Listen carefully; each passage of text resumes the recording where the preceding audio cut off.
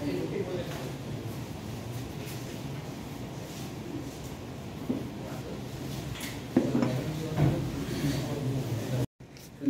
আজকের এই গুরুত্বপূর্ণ কর্মশালায় প্রধান অতিথি হিসেবে উপস্থিত থেকে করছি।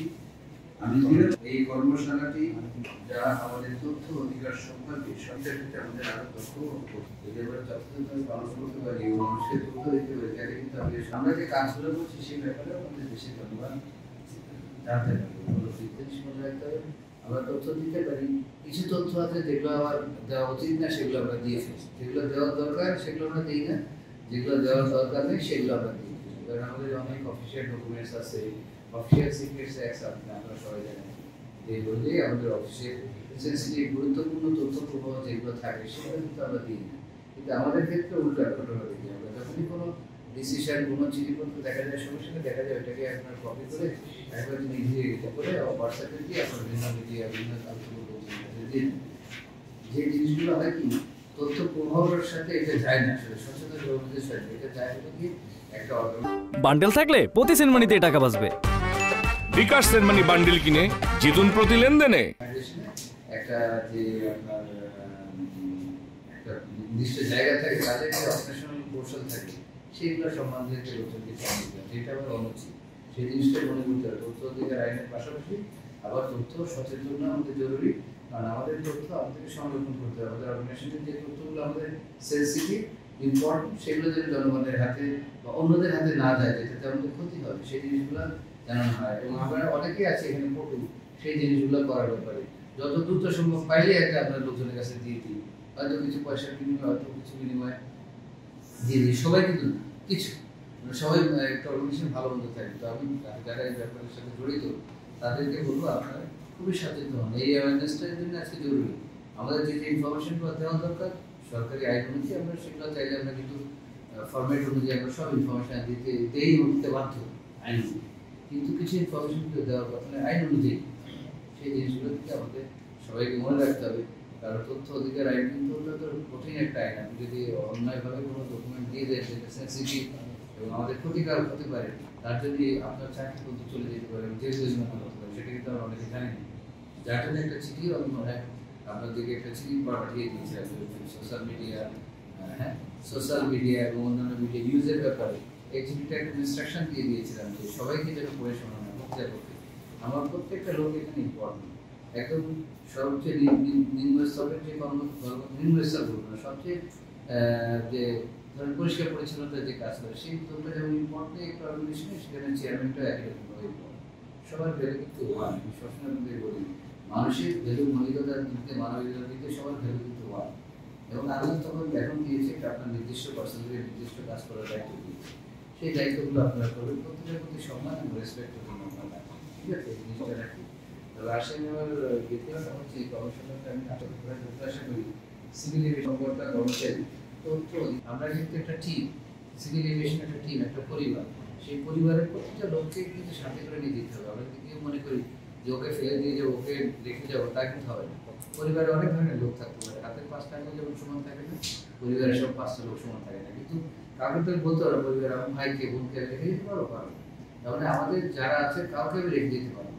তো সবাই মিলে একসাথে করে দিতে হবে, একটা টিম ওয়ার্ক করতে হবে। সেই টিম ওয়ার্কটা যদি আমরা করতে পারি তাহলে সম্মিলিতভাবে সবার প্রচেষ্টায় আমরা কিন্তু সামনে এগিয়ে যাবো। আমি সবসময় একটা উদাহরণ দিই, আমরা অনেকে যারা একটু লোয়ার ইয়েতে কাজ করি তারা মনে করি আমার তো ডিসিশন কোনো ধারণা নেই, সঠিক না। আপনাদের প্রত্যেকের জায়গা থেকে আপনার কাজটা কিন্তু খুব ইম্পর্টেন্ট। আমরা যে এতগুলো লোক বসে আছি, আমরা যদি দেওয়ালে একটা করে কালো দাগ দিই তাহলে কিন্তু দেওয়ালটা রং হয়ে যাবে। একটা দিলে মনে হয় কিছু হয় না, বাট সবাই দিলে কিন্তু it makes sense, it becomes colour. তার মানে যদি আমরা সবাই সবার জায়গা থেকে ভালোভাবে কাজটা করি, সম্মিলিতভাবে করি, এককভাবে একটা পরিবার হিসেবে করি, একটা ইউনিট হিসেবে টিম হিসেবে করি, তাহলে কিন্তু আমরা সবকে এগিয়ে যাবো সবাই। এবং সেটাই চাচ্ছি আমাদের সিভিল এভিয়েশন অথরিটি যেন অনেক উপরে উঠে যায়, আন্তর্জাতিক মানে অনেক উপরে উঠে যায়।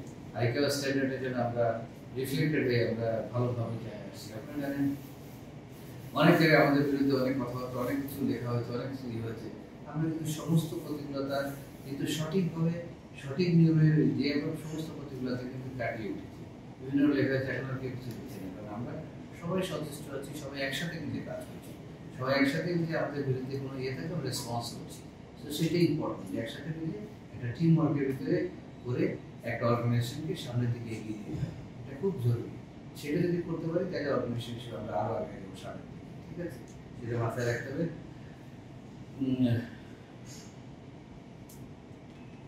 একসাথে কাজ করে সেই সম্পূর্ণ যারা সরকারি দায়িত্বে আছি জনকল্যাণ নিশ্চিত করা, আর সে পথে তথ্যের স্বচ্ছতা অবিচ্ছেদ্য উপাদান। হাইটটা ঠিক করে রাখলাম, তারপরে there is something fishy in there, ঠিক আছে? সেই জিনিসটা করা যাবে না। যে কাজ হচ্ছে জনগণের যতটা জানার অধিকার সেটা আপনাকে জানাতে হবে। 2009 যে আইনটা হচ্ছে সেই আইনটা আসলে বেসিক্যালি বলে দিয়েছে কি কি আপনাকে ইনফরমেশন চাইলে আপনাকে দিতে হবে, তার ফরম্যাটও করে দেওয়া হচ্ছে। ফরম্যাটে ইনফরমেশন আমাকে চায়, তো সেই ফরম্যাটে আপনি ইনফরমেশন দিয়ে দিন। তথ্য অধিকার আইনের আওতায় বেসিক্যালি আপনাদের বাংলাদেশের যে কোনো নাগরিক নির্ধারিত নিয়ম ফরম্যাট অনুযায়ী যে কোনো সরকারি দপ্তর বা সংস্থা থেকে প্রয়োজনীয় তথ্য যেতে পারে।